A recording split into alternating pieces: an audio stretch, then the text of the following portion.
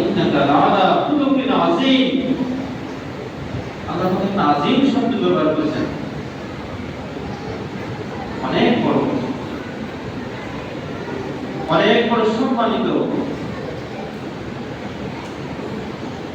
সেই রাসূলুল্লাহ সাল্লাল্লাহু আলাইহি ওয়াসাল্লাম পবিত্র রবিউল আউয়াল মাস এই দুনিয়া শুভ আগমন, এই দুনিয়ার মধ্যে তার কথা, এই দুনিয়ার মধ্যে তার সেই করেছিলেন পবিত্র রবিউল আউয়াল মাস।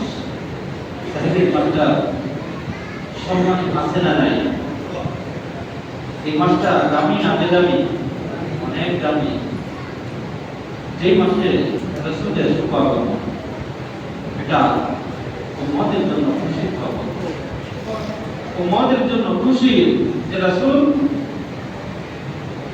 এই মাসে দুনিয়ার মধ্যে তিনি শুভাগমন ঘটিয়েছিলেন। আবার এই মাসটা আমাদের জন্য বেদনা বিদ্রোহ। যে পবিত্র রবিউল আউয়াল মাসে